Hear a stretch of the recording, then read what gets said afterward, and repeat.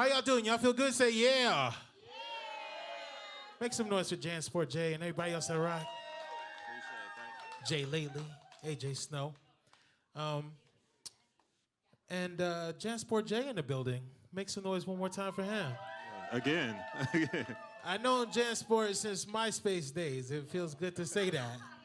It feels good That's to real, say that. yeah. That's really real. Since the bulletins. Since the bulletins and the blogs. So Top 8. Top 8, Top yes, 8, the yeah, top yeah. 8. Do you remember when they made it top 12? Weird times. But it's beautiful that here we are down the line across the country talking about your music, man. That's a great thing. So the last time I interviewed you was 6 years ago for Beat House Radio. So again, another full circle moment. Yeah. And I took some notes because a lot has happened in 6 years. Yeah. A lot has happened in 6 yeah. years. I think 6 years ago we talked about the Delicious Vinyl stuff, and at the time, your Snoop Dogg placement I think was that the first big one for you? Yeah, it was the first, like, it felt like a new level getting the records on the Snoop mixtape. So yeah. And definitely. what song was that for Snoop?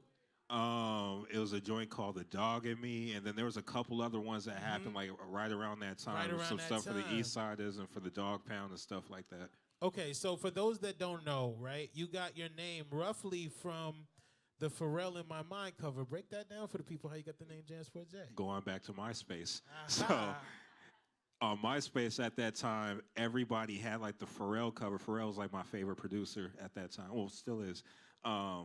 But everybody had in my mind, like the character. Everybody had like a bootleg version of that. Yeah, right? Like they would like customize it. The generator. So I went to the generator, and I was always wearing a backpack back in the days, and my name was Jay, or Justin, starts with a J. Skateboard P is Pharrell, so I just named it Jansport J, just joking around.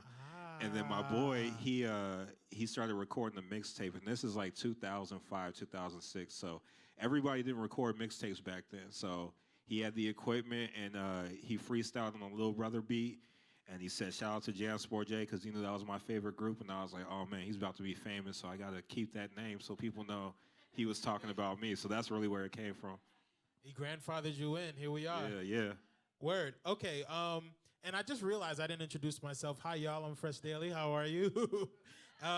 Fresh is a legend as well. New York legend. Small. Okay, word. And then I think that was also right before the Soul Provider album on Delicious Vinyl, right? And, yeah. And you had the Black White Goldville. What's going on? Tell the people about Black White Goldville. What are you doing with that? Is that still happening, or? It's not a thing, but it was like a very transformational time. So right. That's when I started growing my pivotal. locks out, and I was doing a lot, like just super spiritual. I remember at that time, I was just feeling like a spiritual, just challenging or something like that. So I started growing my hair out, and I remember I would look in the mirror every single day, twisting my locks for like an hour.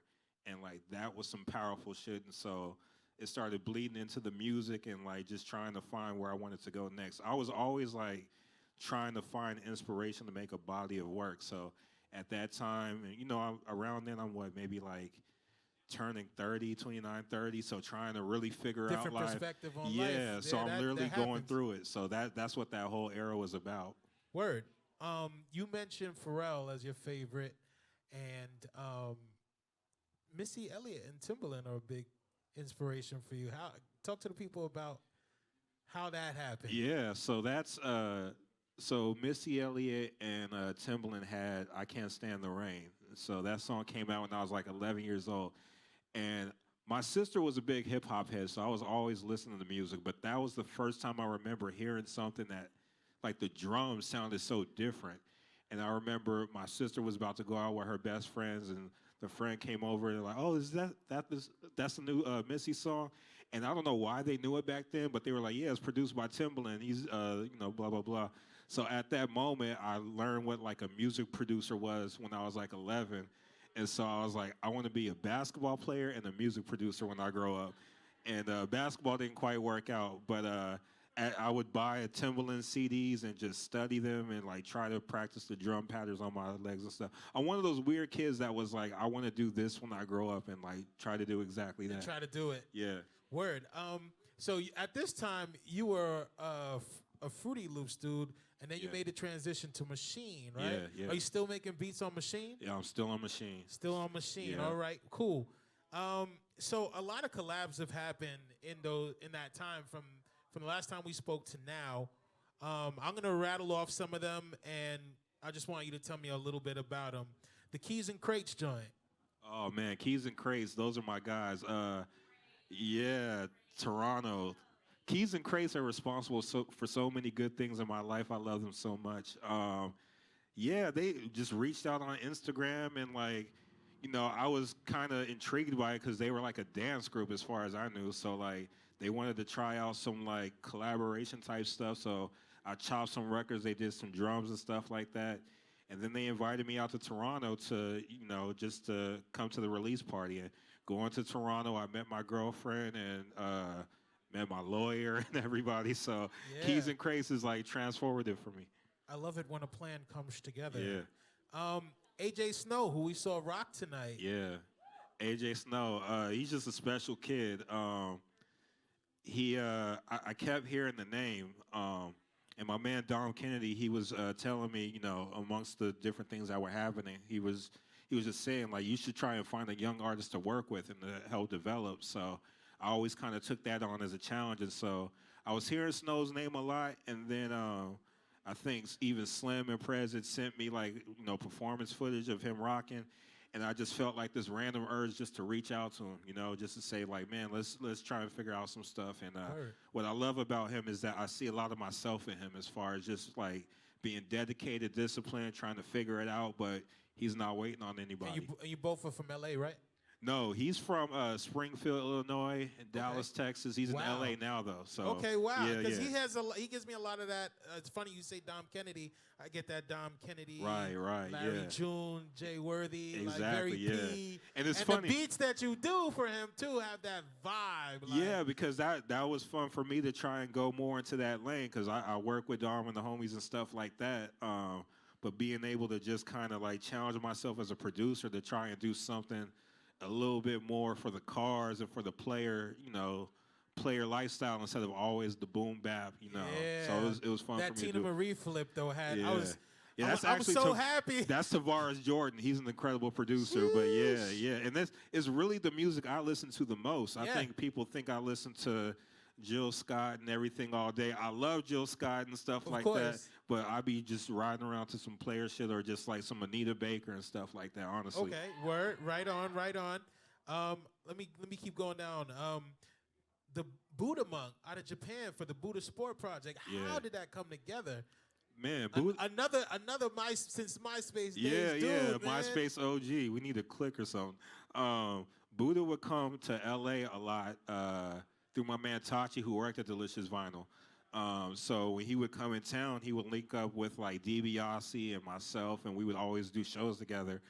And through Tachi and Delicious Vinyl, I started growing like a Japan fan base or a Japanese fan base, and just grew over the years. And literally like 2 or 3 weeks before the state shut down, the pandemic hit, we were able to go on tour out there, and it was like my first sold out shows. And in between the shows, me and Buddha would sit and just cook up. And so we cracked out an album real quick and sent it to the rappers and put that together.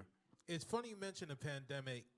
You've been real prolific during the pandemic. We got 626 Sport, Save My Soul 2, the Buddha Sport Project, Amparo, Soul Fidelity, No Let-Ups. Yeah. You made good use of that time. I left my 9 to 5, so I had That'll a lot more time. Yeah, I had a job up until the pandemic, and then I always felt like I just needed more time to make the transition, and so God worked it out. In the midst of tragedy, there was a light there for me to just kind of focus and work on the music as much as I could, and so when it was time for me to leave that place, it just worked out to where I was just able to work on a lot of music and connect with Hit Boy even more and really just try to go up. So that's perfect. The next thing I was going to ask you also in that time was Hit Boy and a lot of things that happened after that. Yeah. And I looked, I said, oh, my boy cooking.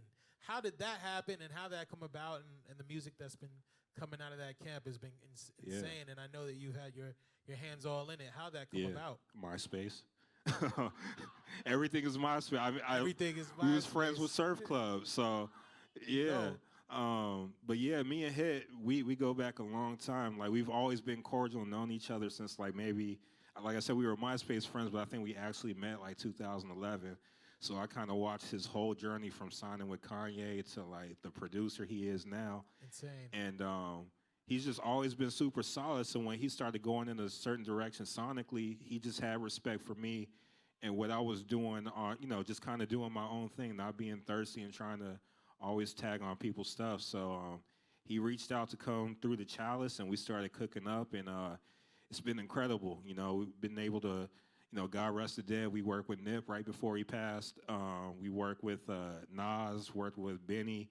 That studio is a very special place. It's what I imagine like Baseline Studio and Rockefeller. Like this era. Yeah, that's this era of that. Yeah, it's a very special room. So just to be able to be in there and to work and to contribute is like it's a blessing for sure. Word. Out of that sessions came the records with Nas, right? Yeah. You got to talk to the people about the Man. records with Nas, bro. That's a feather in the cap. Make noise for that. Yeah. That's crazy. That's top 5 dead or alive. Yeah, I think the first time I met Nas, the first King's Disease was supposed to be a Valentine's Day EP. That's how it started. And so Hit Boy was telling me, you got to come through tonight to, listen to these records. Usually I go during the day, but I think Nas was recording during the day, and he likes to record by himself. And then it's like, okay, you can come tonight and listen to what we're doing. And so I pulled up, and I don't knock on the door usually. I just go in there. So I go in there, and Nas is just rapping in the mic. And I'm like, oh, my God, I just saw God rapping to the mic right now. This is crazy. But he's the most regular, humble dude. You know what I'm saying? It's been a blessing to just sit in there, get a lot of game from him. And for him to be so comfortable in the room with us, we feel we have the space to, like, help produce records and to say, man, you should try it this way, or maybe we should add these drums to the record. So working with Nas, it's like, I tell Hit Boy all the time, he already knows it, but I'm like, this is a responsibility to be able to work with the greatest of all time. So, like, whatever we're cooking up, like, the ego's out the window. Like, we need to make sure he sounds good. So, one of Nas's biggest detractions has always been his beat selection. Yeah. And of late, we've seen a crazy resurgence from Nas. Yeah. And I want to say that's really in part to Hit Boy and yourself, really. Yeah. Really being able to bring that sound. The last project that he put out, the short EP, might be almost my favorite yeah, it's work. my favorite. It's crazy. And I had nothing to do with it. And I told him, I was like, this is my favorite one. Right, it's really crazy. Yeah. I remember we were on a road trip and it came on. My fiance is also a super hip-hop head. And she started playing it, and I was like, "Ooh, I know who had their hands in this." Yeah, it's crazy. It was really beautiful, man. So I want to give you your flowers while we're here on that too. Thank you. And then you have your hands in the Benny the Butcher and Freddie Gibbs joint too, right? Yeah. Now they had a weird last couple of 60 days. I can't call it with that. I don't know what's going on. That's crazy. It is what it is, but Indeed. Putting that record together was fun. It was a joint that me and Hit Boy had worked on maybe a year before, and it was just sitting. And then he sent the verses, and Benny hopped on it, and they said they were going to use it for the project. So I was like, oh, this is dope, but we were still missing, a verse on it. So Freddie hopped on it, and it sounded amazing, but I don't know if it's too well known. It was the structure fell off, so we were trying to figure it out. And so Hit Boy actually sent it to Jay-Z, who helped put the gap in between Benny's verse and Freddie's verse and telling us to use the refrain and do that all over again. So Hove actually helped co-produce that record. And he was like, I don't want any credit on this. It's like, no, I don't need it. Like, it's just to help hip-hop out. Insane. So, Insane. yeah. Make noise for that. Yeah, crazy. Make noise for that. So, let's talk about upcoming work. But before we go about upcoming work, what would you say is a dream collab for you? Let's do 3. Man, people maybe that you haven't worked with yet. I always blank on this, but let me say what comes top of mind randomly. Maya, I would love to work with Maya. Lupe Fiasco. Okay. And I'm gonna just throw Hove on there because he Needs is to my happen. favorite rapper. Yeah, Universe, make it so. yeah, for sure. And then what do you got coming up? What are you working on? Man, I know they're working on KD3, so I'm trying to get in on that. Me and Snow going right back in, so we doing that. There's another record coming out with Hit Boy that should be a pretty good one for the summer. I can't speak too much on it, but I'm excited about that. But just just really kind of focusing on working with Coast Contra as well, who's blown up out of crazy. Yeah, so we started working on an album, and because I was on their last album, and they had like 300 followers, and they went on tour in the video, and they have like 300,000 now. So I'm like, whenever you guys are ready to get back in the studio, we can. But yeah, working with Coast Contra definitely as well. Super tight. You know, what's super ill about Coast Contra is the twins. Yeah. Their parents. It's Tidra Moses and Rascass. It's crazy, right? Yeah. What a lineage. Yeah, it's wild. Okay, man, and you're gonna play some beats for us, right? Yeah, I'm gonna go on the sonic journey. It feels a little awkward after everybody was spitting hot fire, but I'm gonna just play some beats and zone out. All right, are y'all ready for that? Yeah. Make some noise for Jansport J, y'all. My God, thank you. My name is Fresh Daily. You can follow me at Fresh DOT Daily.